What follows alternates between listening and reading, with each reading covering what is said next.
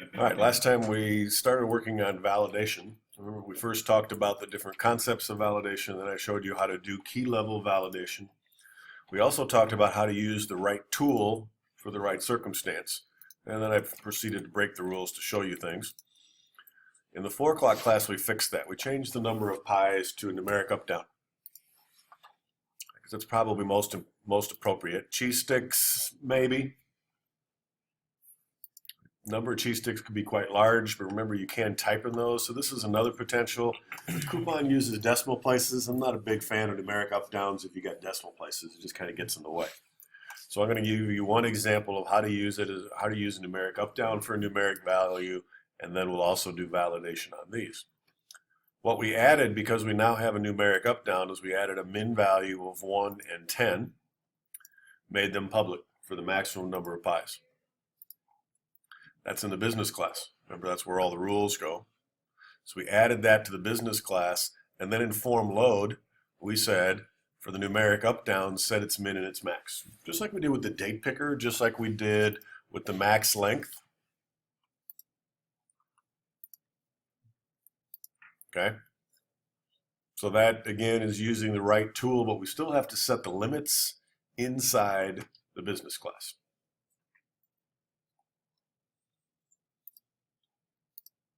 Questions? Okay. Today we're going to talk about field level validation. Field level validation is done when we leave the field. So if I'm running this thing and the user says I want 15 cheese sticks, is that acceptable or is it not acceptable? First of all, because of our numeric key press, I can't type anything but numbers, so I don't have to worry about that. But I do have to confirm that that number is in range, and the way I like to do it is as soon as I leave, I check it.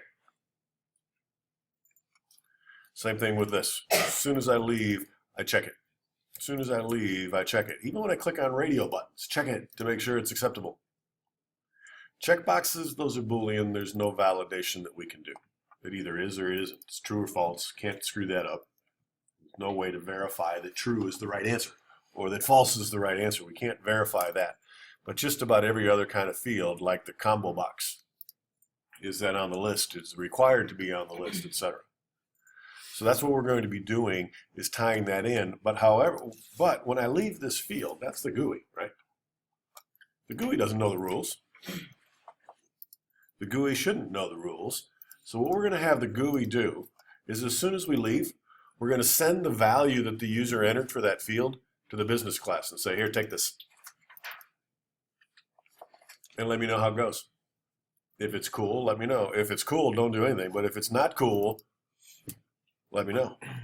The business class is going to now have to communicate with our GUI to say that value that you sent me is not acceptable. The GUI doesn't know that. Business class does. What we're first going to do is create a validating event. We've done that before. We did it last semester with a combo box, so that when we left the combo box, we checked to see if it was valid. This semester it's going to be a little different. When we leave the combo box, we send the value to the business class and say, here, take this, let me know if there's a problem. But initially what we have to do is create a validating event so that when we leave, we transfer what the user has typed. That's what the user has typed. We transfer that to the business class. The business class is going to have the logic. It doesn't yet, but it will. The business class is going to have the logic to say, thank you very much for that first name. What? Empty. What is this? Send it back. But initially, we need to transfer that over. So let's write that code first. So I'm now going to the form, and I'm going to select the customer first name. And I'm going to ask for the validating event. If I double click, I get the text changed event. I don't want that. I don't want to do this every time they type a letter because they're going to be typing back. Every one of those causes a text changed event, and that's not anything I need.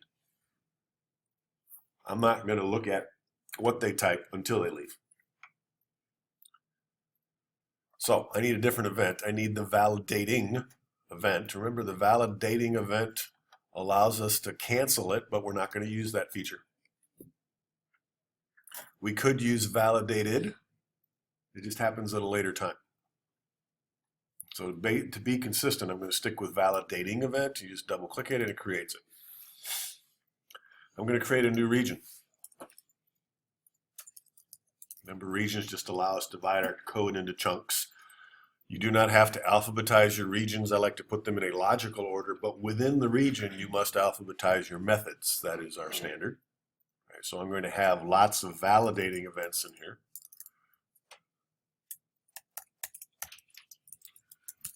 They're all going inside here. Anything that does validating goes into here. Each one of these methods has a very similar description. You must still describe all your methods. This method sends the contents of text first name to the business class. If an error occurs, an error marker is displayed. I'm going to explain that a little later. But that's kind of the generic description of all of these validating events. They send something to the business class. If there's a problem, this method is responsible. It's in the GUI. This method is responsible for displaying that error message. Business class doesn't display error messages, but it's going to have to send some information back saying, here's the problem. And we'll learn how to do that. First things first, we want to send the contents of the first name to the business class.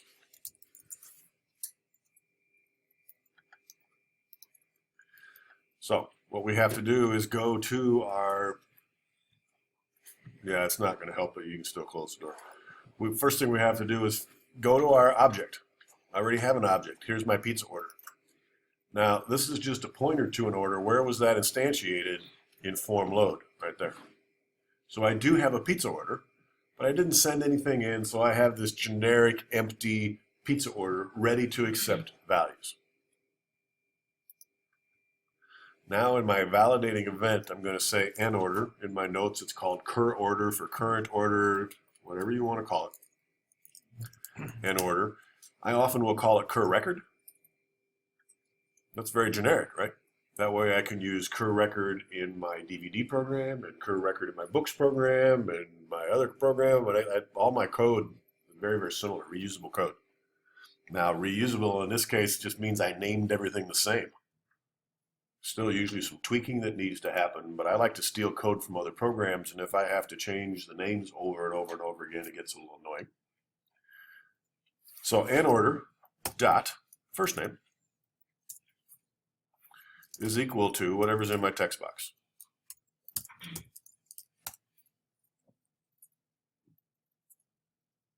Take what's in the text box, send it to the business class. Now, I think we commented it out. I might have actually deleted it in initialized form. We'd already done that where we said take no, that was the other way around. So where did we do that transfer? Button save. This stuff needs to go. Because it doesn't happen. We don't wait until button save to transfer everything over to the business class. We are now going to transfer it immediately. As soon as we leave the field, we're going to transfer it. So all of this goes.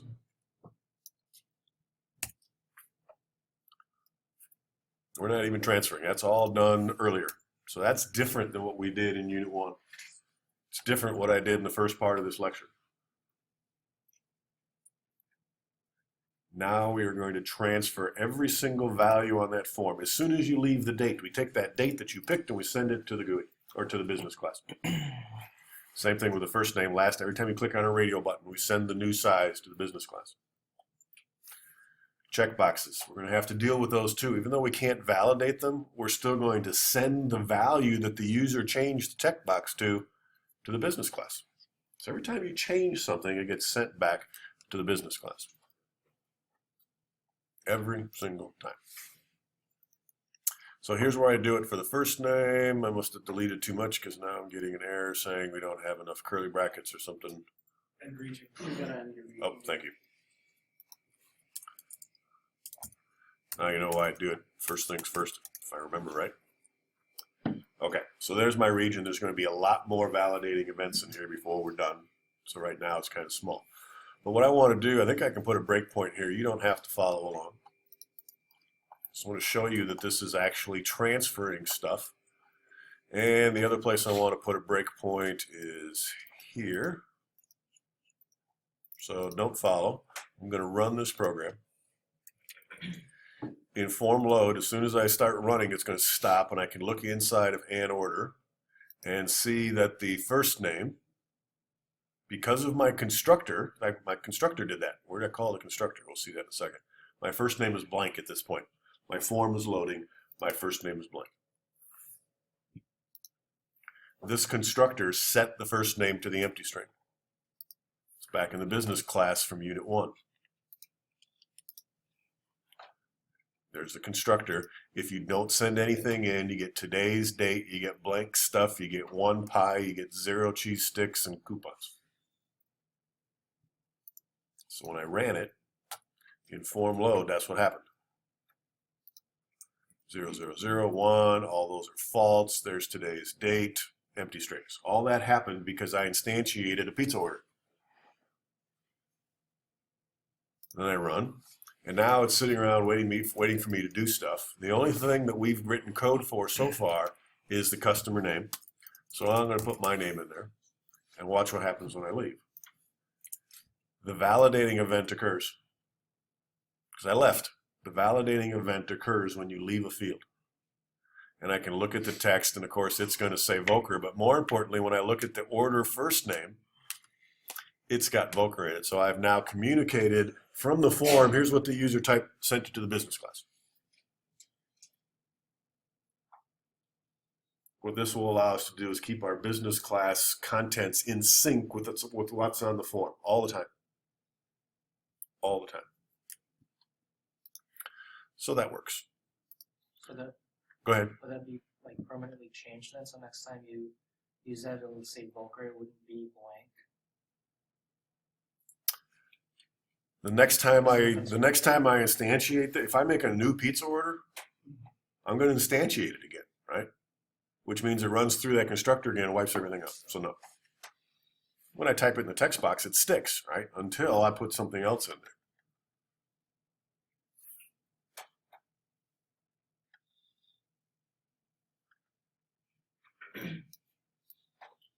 So it just updates it, it doesn't like change it from the constructor. It changes doesn't change the constructor, but it changes what the constructor put in there. Constructors initialize all of our members in that class. They initialize them, set them to some value, and that's all they do. After that, we can change what's in those member values, and that's what we're doing.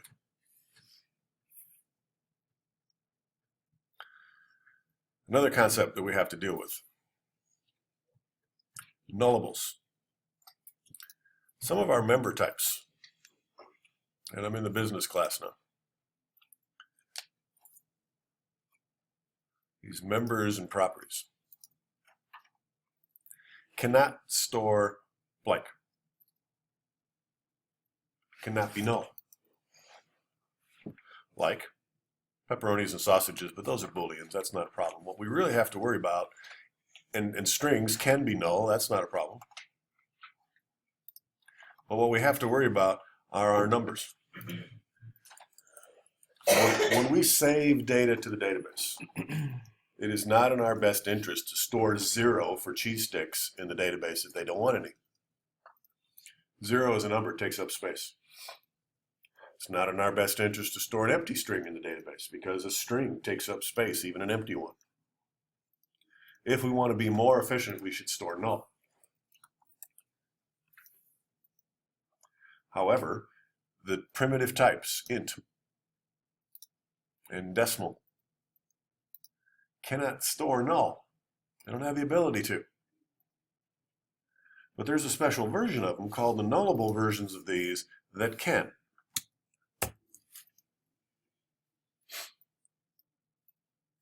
By putting a question mark after the type, you are saying that this might be null. Is that really what I want to do?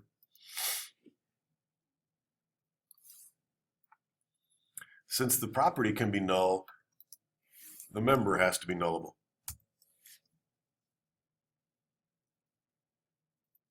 What that means is I can actually put a null in here. And I can try to transfer that, and I can change it. If it's null, I can send it back. Which makes for very interesting little things going on communicating between these two. But this is going to help us be more efficient in our database. It will store null in the database, which doesn't take up any room, versus 0, which takes up a couple of bytes for an integer, versus the empty string, which takes up who knows how many bytes for a string. These are more efficient. So in your business class, when you're doing Unit 2, setting up your gas mileage business class, you got a lot of numbers there. Recommend you make them all nullable types by simply adding a question mark to the end. The good news is when you learn Swift, it does the same way. So the question mark simply represents that this number could be null.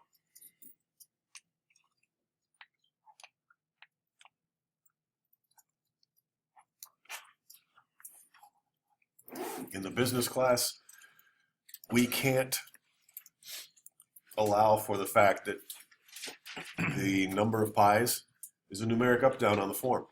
When you write a business class, you can't picture a GUI. You can't assume that the person who writes the GUI that links to your business class is going to do everything exactly right. They may prefer text boxes instead of numeric up-downs. Text box could be the empty string.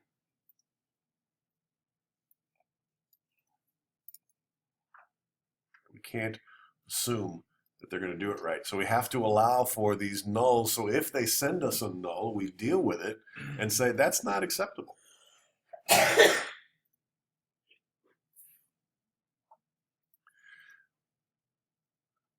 You'll see the advantage of this later. For right now, let's just do it. For every numeric field, add a question mark. Then we also have to do the same thing for the property. That's what we just did. And if it's appropriate in the constructor, change the initial value. What we did in our constructor is we said set those to the empty string, or 0, excuse me. 0 means we picked a value. None. I don't want that. I want it to be empty. Same thing for the coupon. The exception here is the number of pies. I don't want that to start at nothing. I want it to start at 1. If you don't have a default value for a numeric field, set it to null. Null is more efficient in the database. Andy?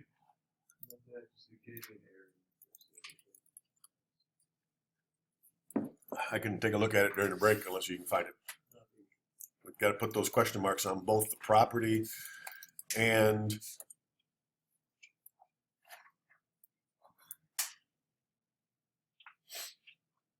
the value itself. So there's 2 question marks and they come after the type. That's where they go.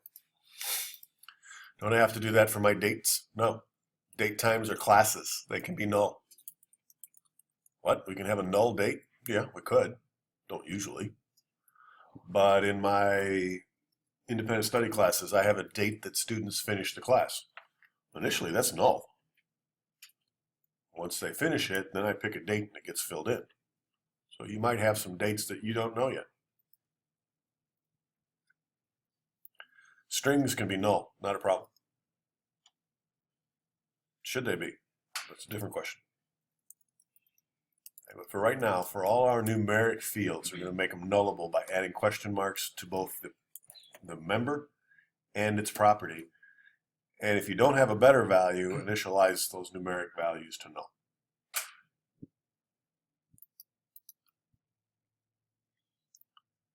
This will come back to help us later. However, I forgot about this part. However, you can't try to do math with a nullable variable because it might be null.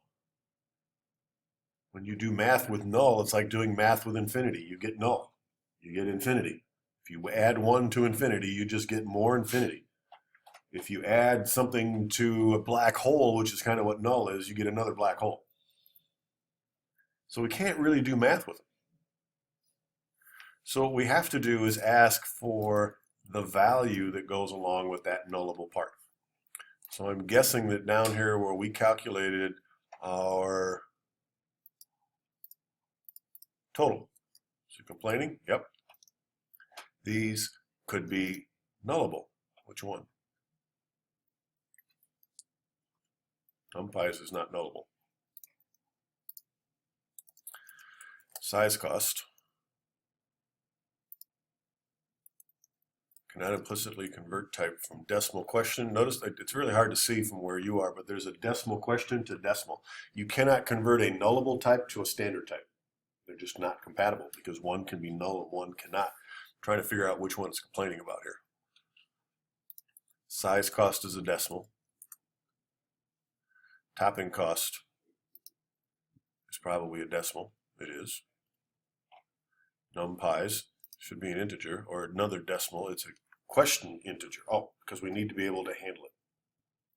So the way we fix this is we ask for its value.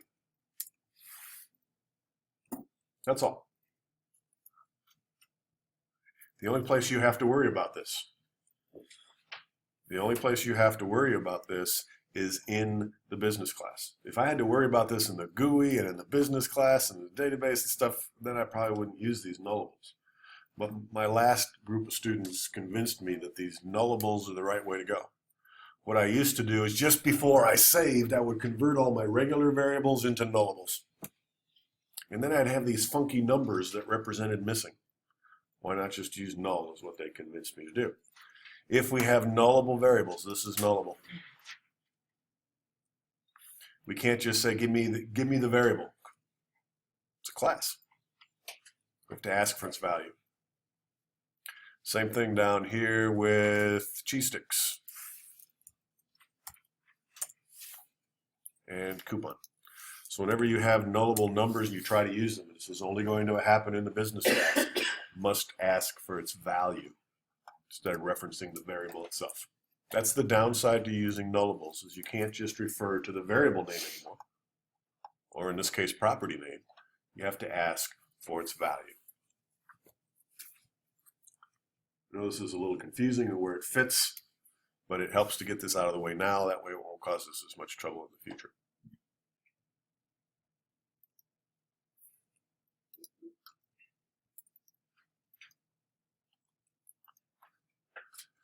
This is an even better idea. Wait a minute, what if it's null and I try to do math? Cheese sticks could be null, right? If cheese sticks is null, and I multiply by the cheese sticks, I get infinity, and I put that into total, and I add infinity to the total, which becomes infinity, or black hole, depending on which way you want to look at it. Null to me is the opposite. It's almost like negative infinity. It's a black hole. It just sucks everything up. And so this isn't a very good idea. So my notes say, if it could be null, then this is a better idea. Get its value, which is the same thing as dot value. But if it's null, give me 0 instead. Because I'm doing math. So here I'm going to say get value, or default, with a null, because I'm doing math. If I'm doing math and cheese sticks is null, don't give me the black hole. Give me 0 times cheese sticks and add 0 to the total. Need to do the same thing with a coupon.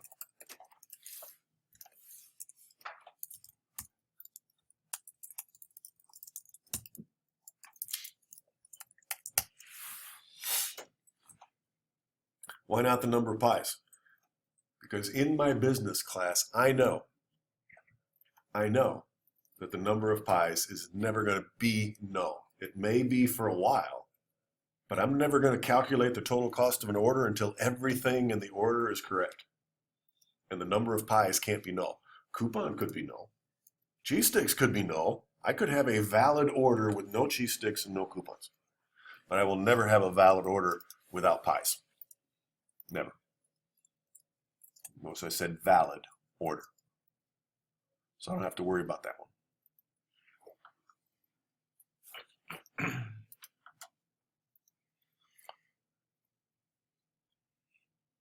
Business class validation. Finally, this is where the rubber hits the road. All the rest of this was just kind of overhead. Business, the GUI sends here's the latest first name, sends that to the business class. Business class now needs to validate it. So I'm going into, where do we do validation? It's in the properties. Here's my first name property, and it's in the setter. Remember, this says take whatever the new value is that was sent to you by the GUI and put it in this member. But what if it's not right? What if it's not acceptable? So we need to expand this. Once upon a time, somewhere here, I said validation goes here. I think I took them all out in this version. The validation goes in the setter. When we're trying to change the value of the first name, we need to validate it. The business class should never, except on initialization, should never store an invalid value. If it's in value, it says I refuse, and it basically gets rid of it. If the new value is not equal to the empty string, because my business rules say the first name is required, if it's not equal to the empty string, then go ahead and do this. I'll put curly brackets in. I don't really need them because it's only one line long. So if it's not the empty string, go ahead and do this.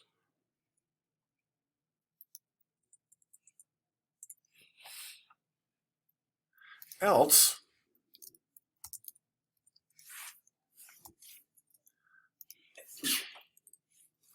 what should we do? What if it is the empty string? That's not acceptable.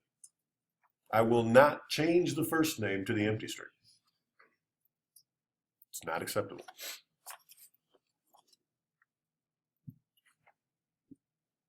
So what do? I have to complain. I have to whine. I have to yell. I have to do something. I have to tell the business class this is not acceptable. That value you just sent me is not acceptable.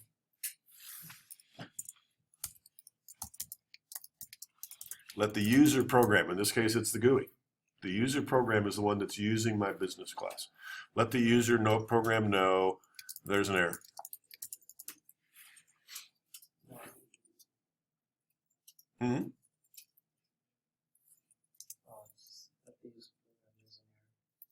Okay, so how do we do that? We're back to exceptions again. I love this word. We throw an exception. Sounds like my kid throwing a tantrum, right? We throw an exception. Remember we did try catch? We tried to do something bad. The math version of our program threw an exception. Now we are going to throw the exception. Our business class is going to throw an exception. And this is all it looks like. Throw a brand new exception, a new tantrum.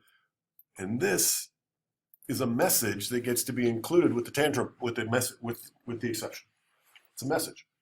This is your error message. What error message do you want to display to the user? This doesn't display it. It simply throws it back to whoever called, which is in our case the GUI. So let's do that. We're going to throw a new exception. The exception is a class. And then in the parentheses, notice there's 3 versions of exception, but trust me, I always want to send a message. First name is a required field. You must enter the first name. You can put anything you want in here. Hey, no pizza to customer. You put the Hayes in there 3 times, whatever you want to do. I don't care. Have some fun. But let the user know what the problem is. The first name is a required field. You left it blank. So that throws a new exception.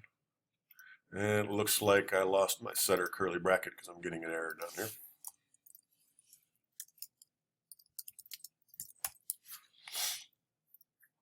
If I lose curly brackets, I can't keep them straight. That's when I start throwing comments on them so I can remember later. I don't require those. That's up to you. Okay. If we're going to throw an exception, what do we got to do on the other side? catch it. You've done this. I'm going to try tab. Remember that from programming logic, but now you know that's a snippet. Remember we were using tab snippets to do properties a little while ago. I know that was last month, a long time ago. Okay.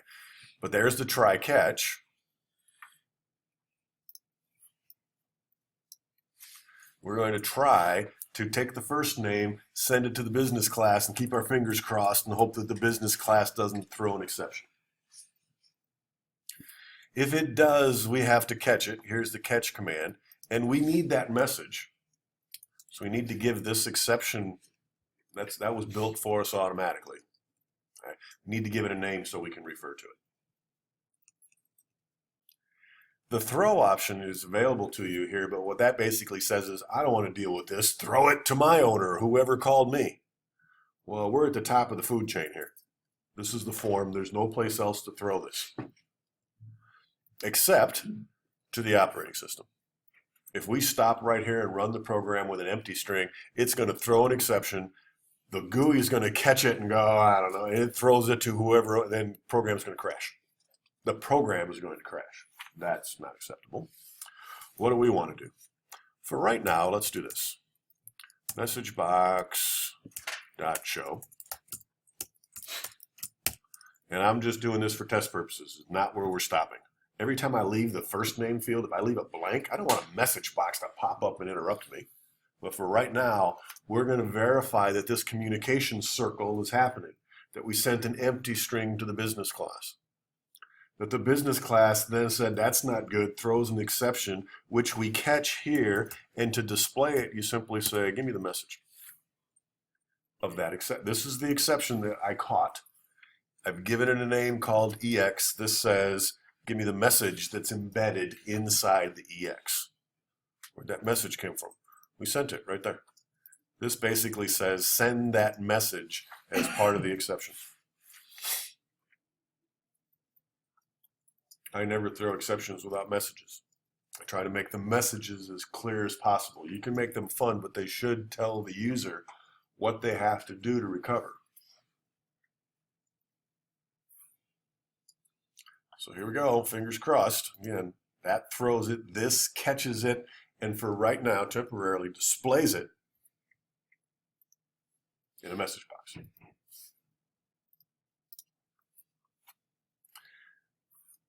Still got breakpoints all over the place.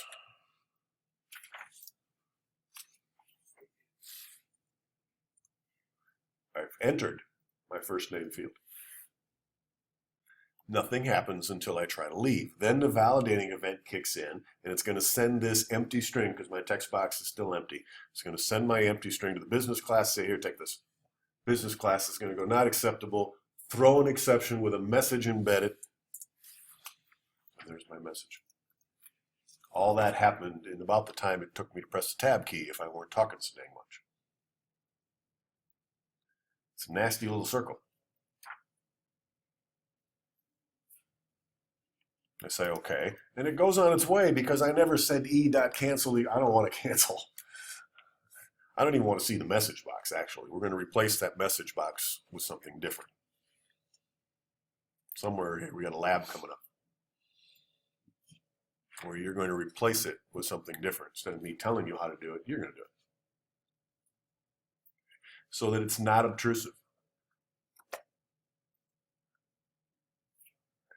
There's all kinds of ways to display these errors. Most web pages change the background color of the object. Make it pinkish, red, error, something. And then the user looks at it and goes, why is that red? If you hover, occasionally websites will hover, web pages, when you hover over a red thing, it'll tell you what's wrong, but you have to hover. We could do a tooltip, right? Change this to red and then put a tooltip on this and say your error is this. There's a better way. You're going to learn how to do it in the lab. But it doesn't stop. So the user can go tap, tap, tap, skip right over these. We're going to get error markers in the future. There's the exception. There's our classic try catch. And here's how we validate different things. Let's just look at some of this logic. If it's a required string, if the value is not equal to the empty string, I think that's what I just wrote, right? Then transfer the value, the new value, back. Otherwise, throw an exception. That's what we just did.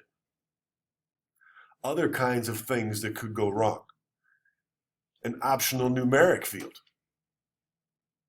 What if cheese sticks was required? You can't buy a pizza without cheese sticks. And they leave it blank. We have to check to see if it's still null. Or if it's out of range, if it's too big, I'm sorry, this is optional, not required, I'm sorry. This is optional. If it's null, that's acceptable. Or if it's in range, if it's greater than or equal to my minimum price, and it's less than or equal to my maximum price. This was a question on, I think it was your Unit 5 worksheet last semester. How do you check to see if something's in range? You use an and. If it's between these two, it's bigger than this, and it's less than this, or equal to, that's in range. If it is either one of those, take it. Otherwise, notice my error message. Very precise. Price must be, you can't say price is out of range. That doesn't help the user fix their problem. Not acceptable to me. If there's a range of acceptable values, then tell me that the price has to be between 1 and 20 or whatever it is. If it's required. This is for optional. These are for your reference. You're going to go back and use these later. Figure out which one of these you want. Do you want a required field, an optional field, numeric, string, dates, what? That's optional. If it's required, is it in range? What about null? Null is not in range. If the new value is greater than or equal to, if it's in range, then accept it. Else, if it's null, tell them it's required. Otherwise, it must be out of range. So tell them that's the right range. I like to tell them that this is required first. Had some students argue with me about this. They say, why don't you just combine these two and say price must be between min and max, and that way null is obviously not acceptable. Couldn't you just use one error message? I want you to distinguish between them and make custom error messages for the different kinds of errors they can make. Just to get practiced at it. Dates, pretty easy. If the value is less than or equal to the max date, or it's greater than or equal to the min date. Okay, we can do that. The date class in C# allows us to do that kind of stuff. So it's like any other number, really. Is it in range? So what do my instructions here tell me to do? Nothing, if I remember right. Nothing. So for any numbers, any values, we basically go through the same process. And here's a bunch of stuff we're supposed to do, and I think I got 10 minutes.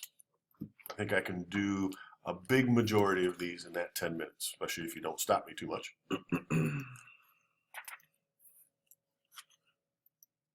And then, here's where you're going. You're going to have lab from 2 o'clock on to do the error provider lab, which I believe on the website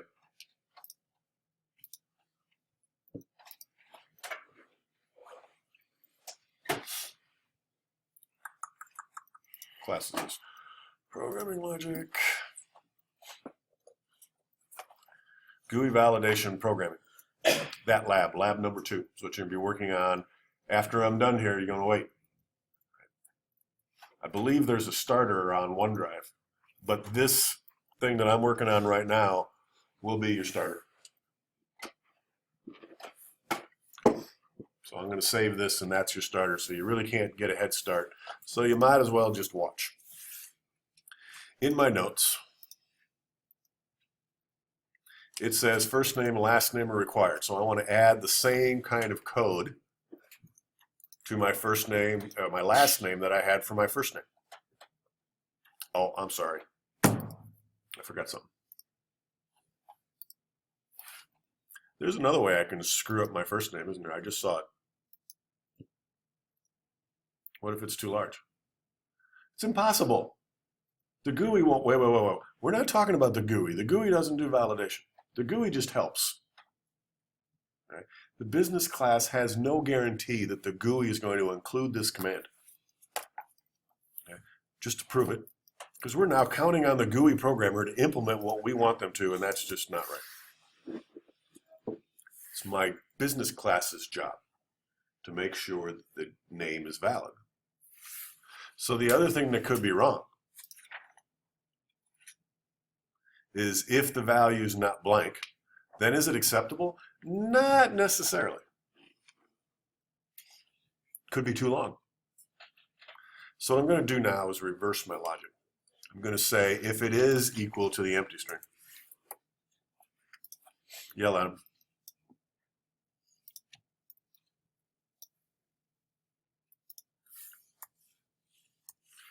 Else, if it's too big, I can't check to see if it's, I can. It doesn't make a whole lot of sense to check to see if it's too big if it's empty. Else, if my text, my new value, dot length. What's that mean? New value is going to be a string. How many characters is in it? Might want to add that to your journal if it's not there already. Length is a string function that designates, I don't know if it's a function or a property. I think it might be a property. If that is greater than the max first name length. You could set a minimum first name length of at least one character. That's rare, right? How many people you know with a first name that's one character? Maybe two. Could do that. I don't go that far. If it is, then I have another error. And this doesn't belong here. Park it down here for right now. So if it's blank, tell them. If it's too long, tell them.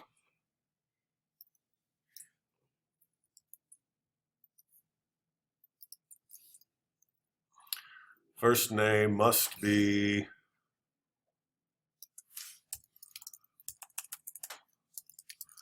less than, now I'm going to concatenate my constant.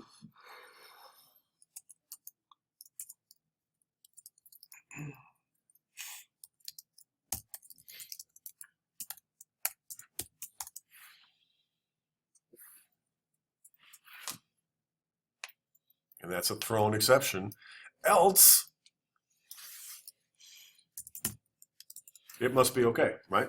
Because those are the only things that could go wrong. Could be missing, could be too long. That's about it. How else can you screw up a first name? Could be too short, but I'm not including that. I don't go that far. Otherwise, it's good. So now,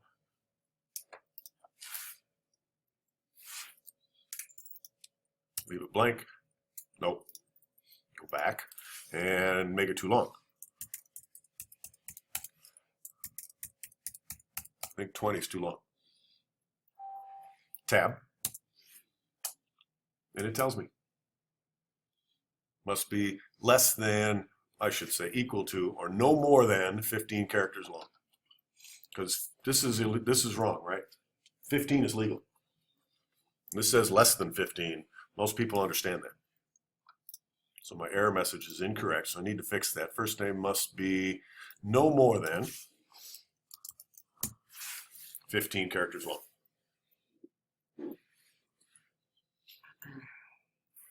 Okay, now I can steal this and make it the validation for the customer name.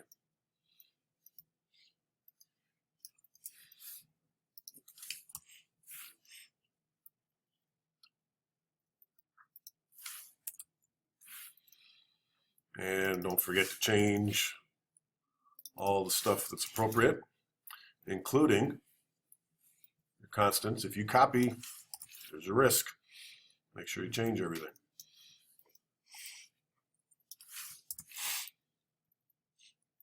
But I also need a validation event on the other side. All of this validation takes two things. The GUI needs to catch it, send it. Needs to take the new value, send it, catch any errors. The business class needs to get the new value, validate it, and if appropriate, send the errors. There's always these two components. There's a handshake going on. And later on, we add the third component. If it's valid, put it in the database. Later. So if I'm going to do last name, I have to bounce back and forth here, and I tend to do one at a time. I need a new event. For my last name, I need a validating event. There it is. Park that inside the other one. I want it inside my region. Last name comes second, so that'll go here. And I should be able to steal most of this. Paste it.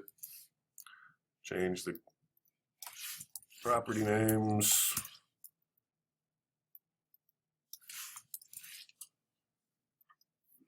Once you've done a fair amount of this validation, notice there aren't too many in my notes. Here's the things you're likely going to have to deal with. Out of range, missing, etc. I need descriptions.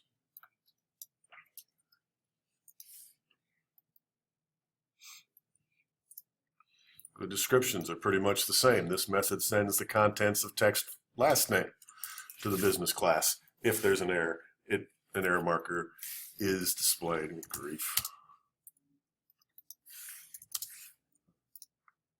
Remember, if I make those mistakes in mine and you copy them, you get marked wrong. So keep an eye on me here. Let's test that one real quick. Should work, right? Click, tab. Nope. Last name, notice, change of name. And this one got lots of room for lots of characters. Oops, stopped me. Why did it stop me? Because my form load is trying to help me out.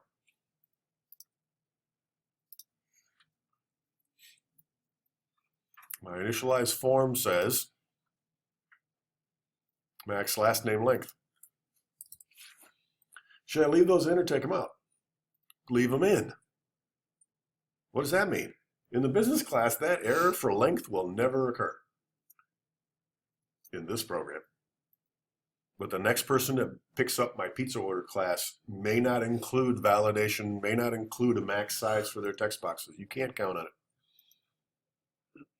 There's no way you as the business class owner can say you must do all these things if you're going to communicate with me. Can't count on it. So I'm going to test these two things, and as soon as I'm convinced they work, then I'm going to put those back. You should do the same thing for all of your strings that have a limit. So those we already tested. I'm going to get yelled at. That looks good. Now, I can type forever and a day. Okay, go. No more than 25. Cool. Making progress. Everything else is pretty much the same thing. When I leave my date picker, I send the current value to the business class and catch any exceptions. I'm going to write these during the break, and then you can kind of pick them up and look at them. When I click on radio buttons, instead of saving the size, I'm going to immediately send the current radio button name or text to the business class. How could there be an error? If you got your radio buttons right, there can't be. But if I misspell medium, put an extra I in there, my eyes are going bad, and it's little text and I can't see it, I want the business class to say, hey, dummy programmer, you got the wrong size, fix it. Once my radio buttons are right, I should never run into an error with radio buttons. Toppings, how do I screw those up? You can't. However, you must still transfer the latest value of these checkboxes to the business class. Here's how we do that. Before I do that, these are basically the same thing. When I leave, validate them. Leave, validate it, validate it, validate it. Business class could send a message back. There's a max coupon value. There's a max number of cheese sticks. There's a minimum for those. Make sure we're in range. These are optional. So since they're optional, I'm going to use the code here for optional numeric value right there. When I type these while you're on break, I'm going to steal this, paste it, change names. It's not price, it's coupon. It's not price. It's, what's the other one? Forgot already. Cheese sticks. Okay, so I'm just going to steal that code. But checkboxes, I still need to transfer.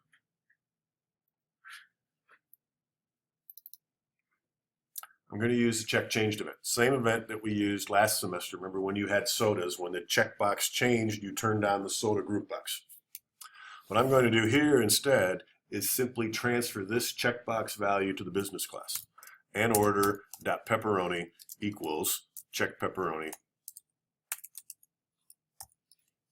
dot checked. No validation, no try catch. You cannot screw this up. It's true or false. You can't screw it up. So the description for this is slightly different. This method sends the pepperoni checked value or status to the business class. Done.